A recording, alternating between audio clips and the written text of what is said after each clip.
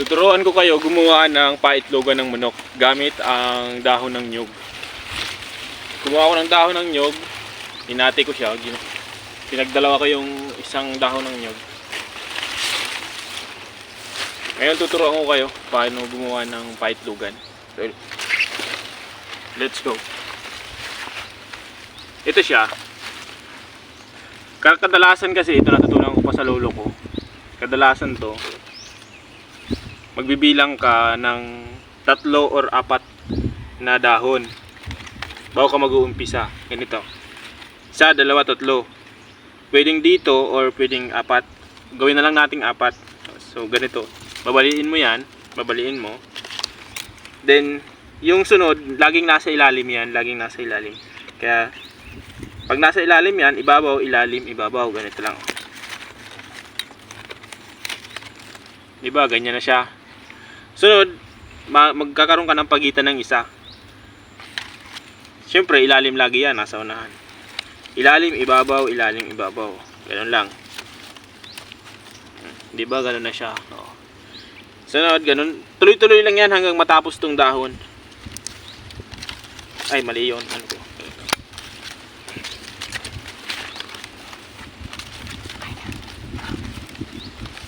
Then, kapag magsasara nito, babaliin mo lang tong ano. Hindi mo tutuloy ang baliin, ganyan lang. Pag ganyan, babalik mo ganyan para lumabas yung gihoy niya o yung tingting. Itutusok mo siyang ganyan. Tapos ganyan. 'Di ba yan yung pangsara niya para hindi matanggal agad. Tuloy-tuloy lang ganoon. Ulit-ulit lang.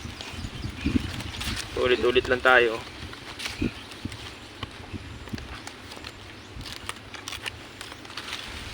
Hanggang sa matapos to.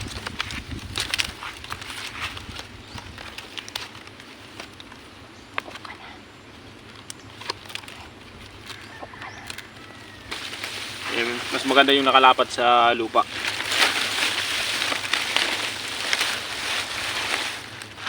Kita ba yan?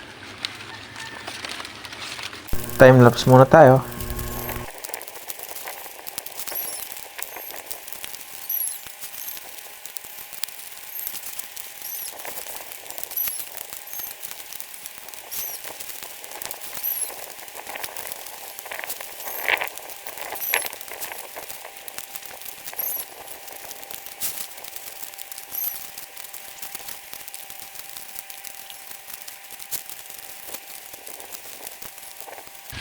So ngayon natapos na natin.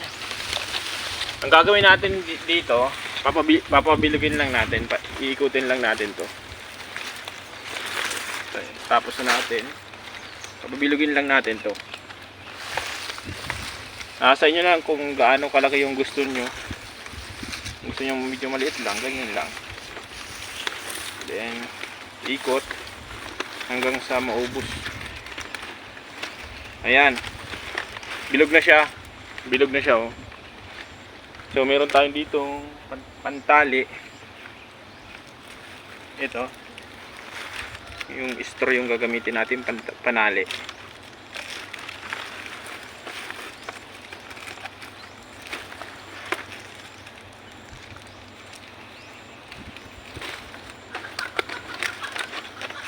Para mas matibay, lagyan natin tali pa bilog.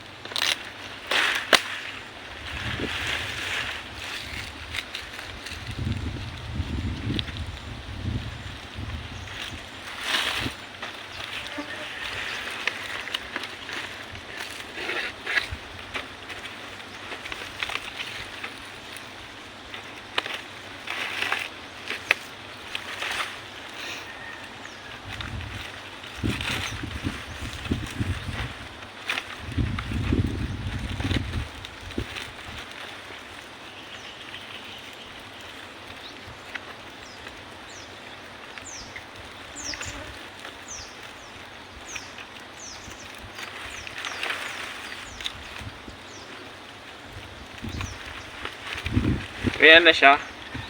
Kulang pa tong tali pero ganyan yung mangyayari sa kanya. Then ito naman yung tatalian natin, yung nasa baba, yung dulo. Kasi butas pa siya oh. Ito,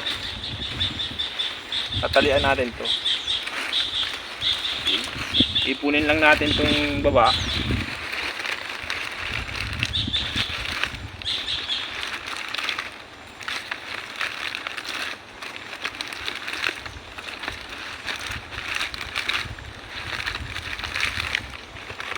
Para magsarado siya, oh, di ba? Ito yung magiging itlogan sa loob.